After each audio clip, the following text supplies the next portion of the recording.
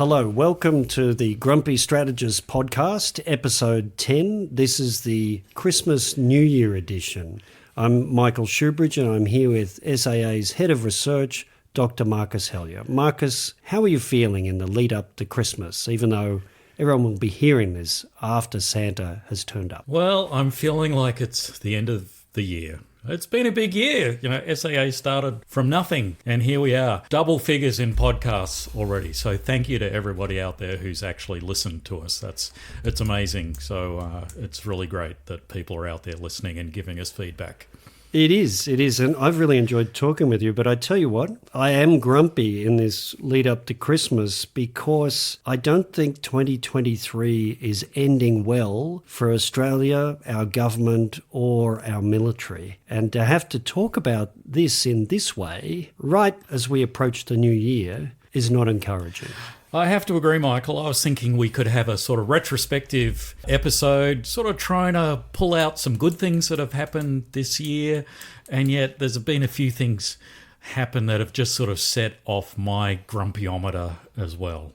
So I feel like Australia has been mugged by reality, and I'm really talking about the twin events just in the last couple of weeks of the Houthi attacks in the Red Sea and the international response, and also the floods in North Queensland.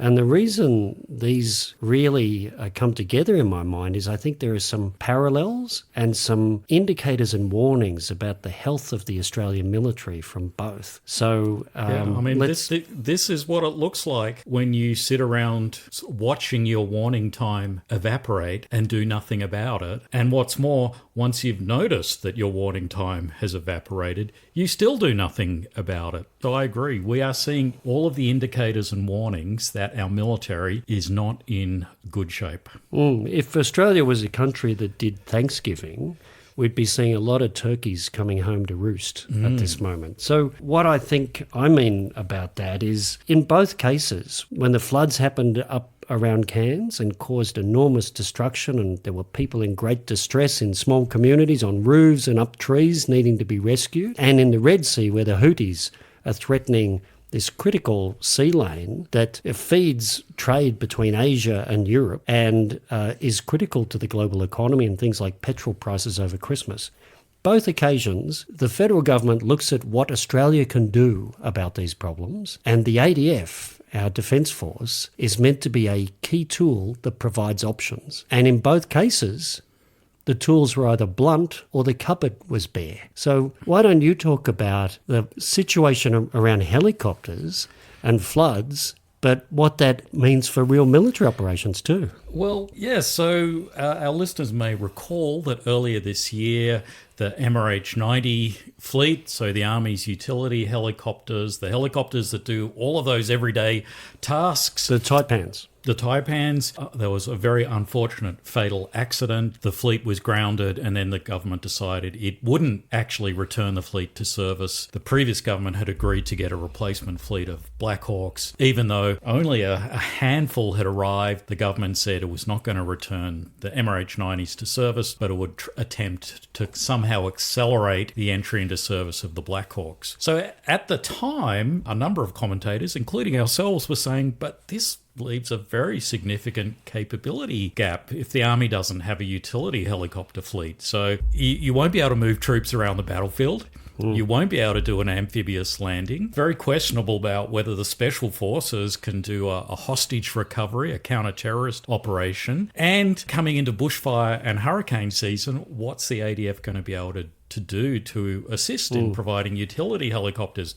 Well, the problem is this has turned out not to be a hypothetical problem. So, thank God we haven't had a hostage recovery requirement. Thank God we're not at war. But disaster relief in North Queensland has demonstrated the limitations that the ADF has because of this capability gap.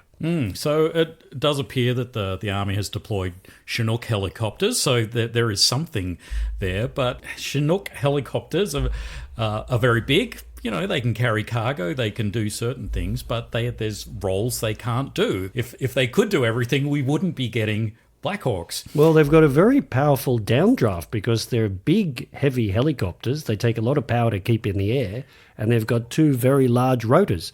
So imagine them trying to hover over an unfortunate resident up a tree. There's likely to be no tree and no resident. So that's a problem. And then they've had commercial helicopters helping out too, I see, that are leased by the military, but they don't have winches. So how do you get someone off a roof or out of a tree? You can probably just wave at them and encourage them to hang on for a bit longer. And the irony is those commercial helicopters were leased so the ADF would have enough helicopters to provide their pilots with enough hours to keep up their concurrency. So that they could fly military helicopters. Have enough military helicopters. Yeah. So it's the ironies abound here, but to me, the big issue is that, so if we do need to do a military operation, can we actually do it? And, well, we've got two big LHDs, our big amphibious ships. They're designed to operate with a fleet of utility helicopters. So what are we doing with them at the moment? So it's a domino effect through the capability to conduct operations in our region. So even if you accept the defence logic that disaster relief is everybody else's problem but the military's, which I don't accept, well, the limitations on the ADF's ability to conduct military operations because of this capability problem in rotary wing, they're now obvious. This is an indicator and warning. I agree entirely. So my understanding is, and I've heard on the grapevine, I'm happy to be corrected if Defence is out there listening, please give us the actual number of Black Hawks the ADF currently has. The number I've heard is only 3. The portfolio budget statements that came out in May said we'd have 5 by the end of this financial year. Now, the government has said they're trying to accelerate that number. So, but what's the ground truth here? How many do we actually have? How many are actually operational? And what capability do we actually have at the moment? Well, and you know that when you're bringing a new aircraft into service, it's not just how many airframes you have. There's a whole logistics system to be set up, and the whole thing has to be qualified against the requisite airworthiness and technical standards. So having 3 in the country doesn't mean 3 can be sent anywhere. And the rule of threes mean even if you could, you got one of them available. So even if there's 5 by the end of the financial year, that is not a capability. So the Army will be living with these deployment and military operation limitations for some time yet. Yes, and so you raise the issue of capability transitions, and we've spoken about this before, we've written about this before. Capability transitions are difficult. It's always hard to maintain a level of capability throughout a transition as you're going from the old system to the new system. But this should have been a relatively straightforward transition. So the MRH-90, relatively proven system, certainly in no ways at the end of its life, still a lot of life left in those still airframes. New helicopters. Large international user community, moving to the Black Hawk, so proven capability, again, large international user community. We know Black Hawks because we previously operated them. And the Navy is flying the sibling of the Black Hawk, the Seahawk, so they're as known as you get. Yeah, so it should have been the most straightforward capability transition imaginable, and yet we've ended up with a massive capability gap. And so if that one doesn't work, it sort of raises all kinds of questions around other capability transitions that we are launching at the moment, such as surface ships and submarines. And I would say those are massively riskier than the helicopter one. And much more complex, because in both cases we're not going to a system that is well known. We're going to an entirely new system that we've never had before. And also the risk in our legacy fleet, in both cases, the Collins and the Anzacs, is clearly growing in a large way, which brings me to the Red Sea. A very nice segue, Michael. Thank you. If you wanted another indicator and warning about the actual health of Australia's military power, the events of the last week and a half have given us a very ugly wake-up call. So the Americans had been already shooting down armed drones and cruise missiles fired at their ships towards Israel and at international shipping around the Red Sea. And they had been successful, but clearly they needed help. And clearly, they wanted it to be as broad an international coalition as possible. They put a request out to Australia and many other nations, about 39. And the Australian government's response has been to give strong support in words with a diplomatic statement. And we've told ourselves that's what the Americans really wanted. They wanted our strong diplomatic support. But we have been unable to provide a single warship to this International Maritime Task Force. Meanwhile, the Seychelles, Canada, Norway, Spain, the UK, France, they're providing warships. The Seychelles are well known for punching above their weight, Mike. Yes. Well, I heard the New Zealand Prime Minister talking proudly about how New Zealand has always punched above its weight in the defence sphere, and I was wondering what that meant. But yes, the Seychelles have sent a vessel, but we can't. But we're apparently really pleased that the Americans only wanted our strong diplomatic support and maybe some uniformed people anywhere but in the water. Well, again, this, I think, is what it looks like when you've essentially watched your warning time evaporate over 10 years and done nothing about it. And then, even worse, you've said your warning time has evaporated and still you've done virtually nothing about it. So if we look at our surface fleet, we have 3 air warfare destroyers, which are pretty capable ships, but they are the sum total of our modern surface fleet. Ships with large numbers of missile cells, capable area air defense radars, that would be the kind of ship that would be similar to the US destroyers that are like the USS Carney that shot down, 22 Houthi drones and missiles in a day. Yeah. So, but even the Carney has twice as many missile cells as our air warfare destroyers, which are our biggest, most capable surface combatant.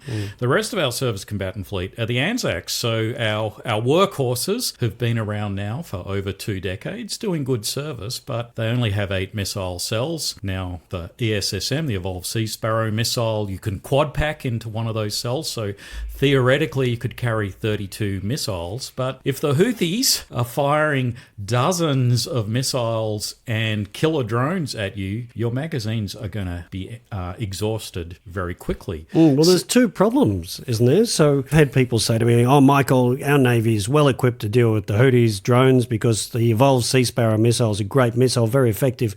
Absolutely true, but it's $2 million a pop. Yeah, so the Houthis are winning every way here. How much does it cost them for their armed drone? Is it $1,000? Do they get them free from Iran? And what if they decide on one day to send 40 armed drones and a couple of cruise missiles towards the single frigate? Well, that's going to be a very bad day for the frigate. And even the USS Carney saying 22-0, that's great. But the scoreline only has to be 47-1. And it's a very bad day for the Americans and a very good day for the Houthis. Yes. So once again, we're seeing a case where we really haven't kept up with what's going on in the world, which is the proliferation of the small, the smart, and the many. So the cheap, expendable systems that every day we're seeing in use in Ukraine, where literally tens of thousands of drones are being used every day. And so those technologies are proliferating because they're very cheap, very easy to do. And anyone effective. Can do it. And so if you're on the side of the $2 million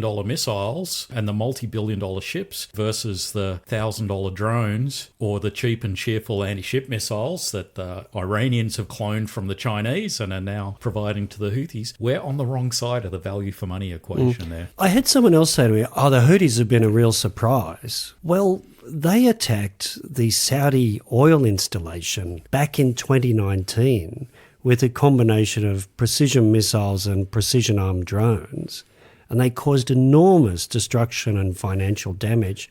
That's 4 years ago. So this has been a surprise that's been a long time coming and has happened in plain sight. Well, and they also sank an Emirati vessel, which I believe off the top of my head was a former Australian fast catamaran. I'd have to check that. So there are no surprises here, Michael. No, another irony, of course, is that Australian companies make some of the best cost-effective counter-drone systems on the planet. So Defentex, it's a person-operated system. You don't even have to bolt it onto your ship. And EOS, a Canberra-based company, makes extremely effective counter-drone systems that have precision laser and optical targeting and fire cannon rounds. So far more cost-effective than a $2 million missile. and you've got more than 32 of them. And the Anzacs don't even have a CIWS, a close-in weapon system like the venerable Phalanx, the giant Gatling gun that puts up a wall of large bullets. So it doesn't have one of them. So now you go, well, but we are getting the Hunters, the Hunter-class frigates. But Remind me when the first of those turns up. I'm thinking 2033. 10 years from now? The date that Defence has been using. Assuming there's no schedule slippage in a program that's had schedule slippage,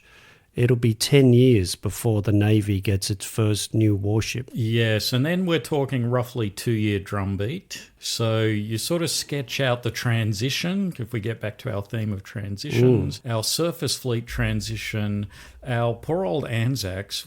Well, some of them will have to stay in service probably deep into the 2040s. And if I was a doctor and the Anzac was my patient, I'd be seeing this Red Sea event as showing alarming levels of ill health. And I know that I've got to keep this patient as in top shape for the next 15 years. So I'd be starting to talk to them gently about their retirement options. Well, the bad guys pay attention. So the bad guys look at our warships and they go, well, these warships are optimized with their capable phased array radars and their small numbers of ESSMs. They're optimized to shoot down small numbers of cruise missiles. Of advanced missiles, yeah. So, well, I'm going to do everything else if I want to attack an Anzac. I'm going to use different methods. Well, I'd be learning from the Houthis. I would be learning from... And the Ukrainians. Remember, the Ukrainians have sunk a bunch of Russian ships and destroyed a submarine in novel ways. They haven't taken on the strength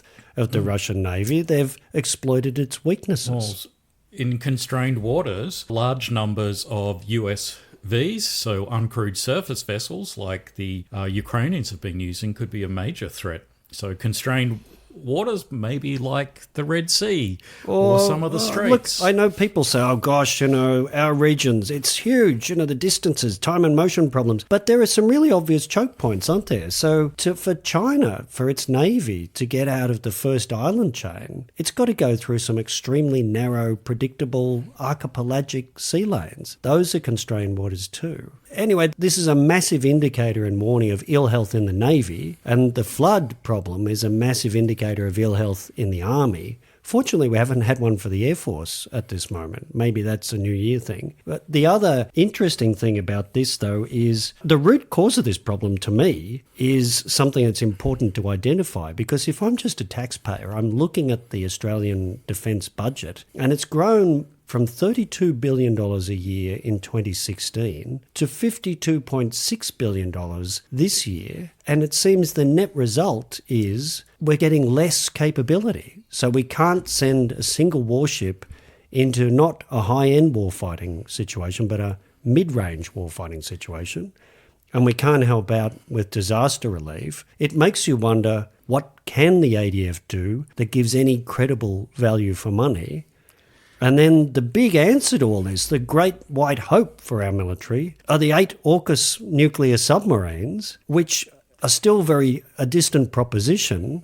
And the unfortunate fact is we know from the Australian Submarine Agency, because a whole bunch of documentation has just been released to the Parliament, we know that that is just going to be a giant sucking sound of resources out of the rest of the military. So these problems we see with the Navy and the Army now are really just a glimpse of how bad the problems are going to get as the AUKUS submarines suck all of the money out of the organisation.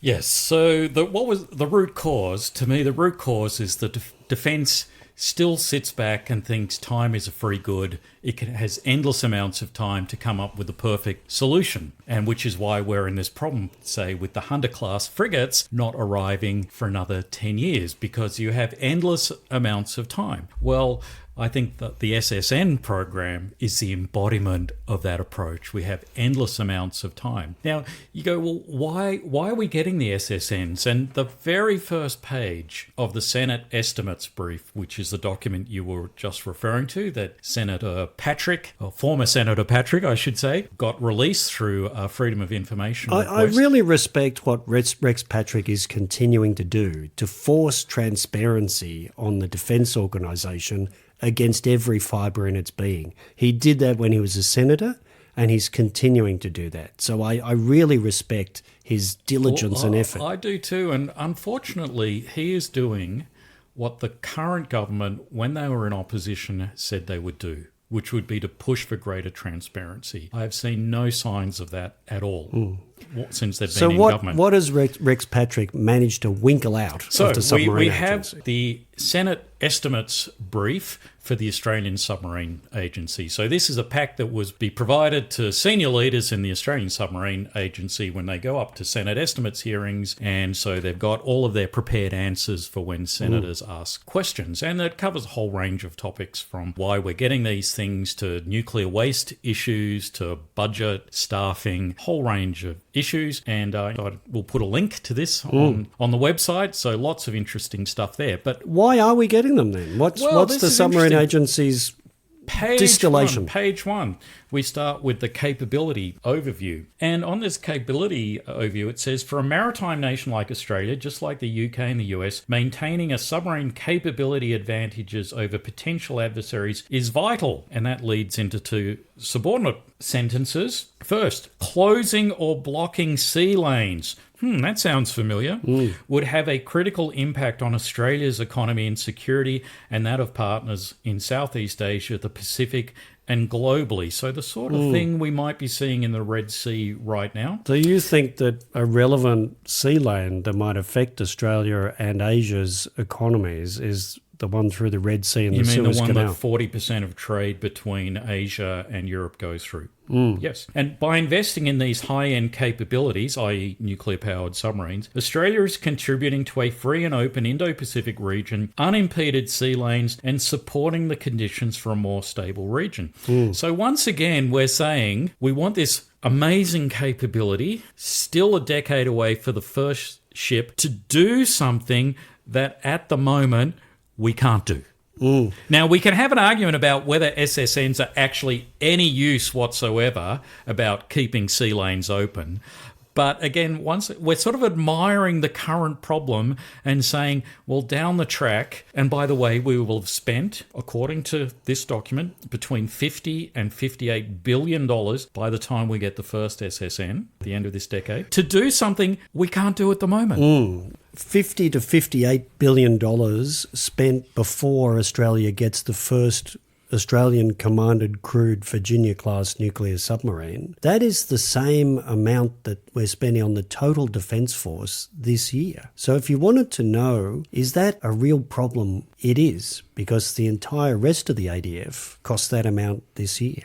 So I find this is more of Defence's very strange, magical thinking. So we have laid out here our submarine fetish. We'll get the world's greatest submarines at some point down the track. Meanwhile, we can't do core business right now. Well, I have been very disturbed. I think it's psychologically jarring to see the government and senior defence officials trumpeting the triumph of the Congress passing some laws to enable AUKUS at the same time as we have these real-world indicators of our military weakness. I find that unconscionable and jarring. I mean, I have to say, if I was the US, I'd be going, can you guys really afford this? Can you really afford this? Well, when I was in our embassy in America, I often had odd moments of realising we lived in different worlds because of our relative scale.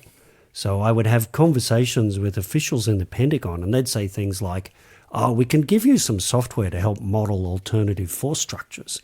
And I was quite excited, but then I looked at it and it didn't work with the very small numbers in our military. It only worked at the level of number and scale that the Americans had. So if you only had 3 air warfare destroyers, the software almost said data not found. And I would just wonder if in the background of the American decision-making around AUKUS is not this assumption that somehow our scale is more like theirs and not actually really tiny like it is. And if now in Washington they're saying, you know, if they haven't got a warship they can send to the Red Sea because they're so busy doing peacetime patrolling closer to home, is it right for them to spend $368 billion to eventually get 8 submarines? Well, yes. So on that sucking sound issue of resources being sucked into SSNs and away from current pressing issues. Is it happening already? It is certainly happening already. Again, many people have predicted this and we see clear indicators and warnings. So from that same estimates brief, there's discussion of people. So the Australian Submarine Agency on the 31st of August, so 3 months ago, had 424 people. So we are a decade away from having the first submarine. Already 424 people running the Australian Submarine Agency. That doesn't include any operators. That doesn't include sailors on the boats. Policy people, technical people, planning people, Senate estimates, brief writing people. A lot of star-ranked people as well, which we'll get to. By the end of this financial year, the number's meant to be 688. And by the end of next financial year, the number's meant to be 922. So that's 922 administering and doing the planning for SSNs. Well, we've also learned recently from media reporting that one of our fleet of 8 Anzac frigates has essentially been put up on blocks because we haven't got the crew for it. 922 is roughly equivalent to the crew of 5 Anzac frigates. Ooh. So we're going, hang on, we can't send a warship to the Red Sea. We're having to put ships up on blocks because we can't crew them. Meanwhile, a number of people in the order have been diverted. Of 5. Now, I'm not saying they're the same people, but it gives you a sense of the scale already of the SSN enterprise. It's dragging limited human capital into it at an accelerating rate, isn't it? So this is well before the first Virginia-class submarine turns up. So tell me about the top-level structure, because this is another really obvious public policy problem that the government needs to face with defence, which is as the force shrinks and as recruiting fails, the only area of growth in the military or indeed in the civilian workforce is at the senior rank level. Yes, well, so there is a 3-star admiral running the Australian Submarine Agency. So that's equivalent to a deputy secretary in any other Department of State. Yeah, so a vice admiral, equivalent of a lieutenant general. But we also learned they're currently recruiting 2 other 3-star or band 3 level people. So into the submarine agency. Yeah, so this one agency will have 3 3-star people, so that means 3 people equivalent to, say, a service chief. And in my experience, every time you get one of these new senior military or civilian positions, you need a whole lot of supporting feeder fish and suckerfish to swim with the whale. So you create all these mini extra hierarchies underneath. So there seems to be at least 6 Band 2 or 2-star officers in the Australian Submarine Agency. So I think that when America started their submarine program, Admiral Rickover was a Band 2 at the time, I think. I'll check that. But I think at the time the US began their submarine program, they didn't start building this enormous top structure in the hierarchy first. They focused on the program. Even now, I would doubt they have an enormous top structure. Well, it's interesting that the Royal Australian Navy is commanded by 1 3-star officer, and yet the submarine agency will have 3 3-star officers. So the agency providing one part of the Navy's capability. So it's, I don't know. I just think it's strange, this proliferation of senior officers. However, I think the broader point is we're already seeing the infliction of extra pressures, staffing and human capital pressures and budget pressures on the rest of the military because of the AUKUS submarines. And who was it that had that song, we've only just begun? Well, this estimates brief does also have some numbers around cost. We've seen these numbers before when the so-called optimal pathway was announced, but now we actually have them in writing. We can see that this is defence's planning. So it says that in the first decade of the submarine program, the expenditure will be in the order of 50 to 58 billion. Now, recall again, end of the first decade gets us about to, all things going well, delivery of the first Virginia-class submarine. So around 50 to 58 billion dollars doesn't actually get you any in-service operational capability over that decade. It just gets you to delivery of the first boat. And that first boat is pretty much going to be a training boat, by the way. So any idea that there's a real fighting capability 10 years from now with the first Virginia class under Australian command, I think that is just going to, that's a factual error to think that. Now, people go, but we're going to buy the attack class submarines, so they've been cancelled, so that'll free up a bunch of money. There'll be savings. And in fact, we learned from this that the number is 25 billion that Defence was planning to spend in that decade on the attack class. So the difference is around $30 billion. So Defence and the government have to find $30 billion. Now, if we go back to this year's budget back in May, there was this sort of strange number floating around in the back end of the decade. Like a contingency reserve. Yeah, they used this contingency reserve number. How much was that? $30 billion. So it does sound like the government is sort of planning to have this pot to cover that gap between the SSN program and the attack class program. But so that increase in spending, though, doesn't get you anything else. So the pain and shortfalls we're seeing with the Army and the surface fleet will continue and get worse because any growth is just to pay the bill for AUKUS submarines. Now, I think we've got to close this with, so what would my Christmas gift be to the Defence Organisation given this horrible situation of capability shortfalls in the real world right now and plans that only seem to help a decade and more from now? My gift to them would be to burn their integrated investment plan, which is this enormous detailed thing that has all these investment projects for all different systems, platforms, capabilities that goes out 10, 15 and 20 years. Because that artifact, that investment plan is all designed around time being Defence's friend and everything being able to happen, as Kevin Rudd said, in due course, in due season. The problem is the world is impinging on Australia whether we like it or not, and we do not now have that time to just peanut butter everything out 10, 15 and 20 years. And while that big, complex, integrated plan stays in place, Defence is bogged and bankrupt because it's committed all its money to things that deliver in the distant future. So it hasn't even got money to fit a cheap counter-drone system to a warship that might have to deal with the Houthis. So my gift to them is to take away one of their most prized things, their very long-term, very detailed integrated investment program, and force a complete rebasing of the defence budget on the Defence Organisation. Well, I would agree. And in fact, the floods are obviously a terrible thing. Obviously, events in the Red Sea are the product of terrible things happening in the Middle East. So I don't want to sort of look at that and say there's a silver lining. But it is, for the Australian Defence Force, a relatively painless way to learn that they have major capability shortcomings and their current plan is fundamentally broken. Current plan, the current investment plan, built on this view that we have endless time, that time is a free good, is broken.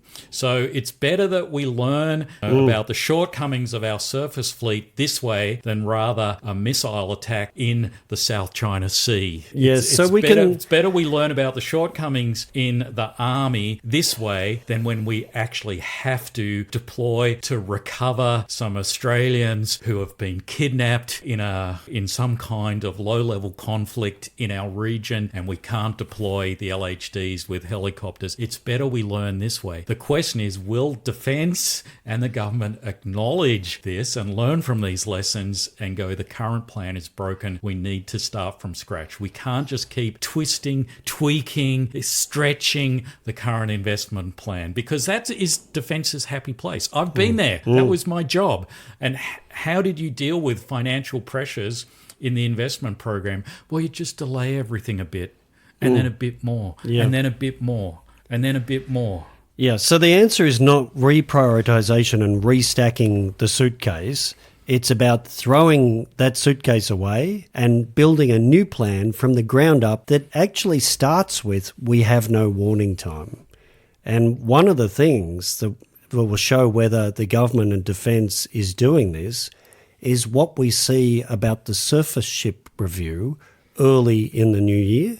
And another thing will be, is there any urgent operational requirement to make our Navy able to deal with armed drones? They're two indicators to look for improving health in our military capability in the first half of next year. Marcus, it's been a pleasure. Thank you, Michael. I hope you've already had a Merry Christmas as this goes to air, and we'll talk again in the new year. Well, thank you. And I'd just like to thank you for setting up this podcast. It's been a lot of fun doing it this year. And I'd also like to thank our listeners for coming back and tuning in. And I also have heard that good news is on the way regarding merch. It is good news. I had a little bit of a time finding a company that didn't have made in China mugs because I thought that would just not fit with the brand. But I've found an Australian company that can do this, and the new year is a time of great promise for Grumpy Strategist I have merch. to say, I'm looking forward to drinking my morning coffee from a SAA Grumpy Strategist coffee mug. Great, Marcus. Talk to you soon.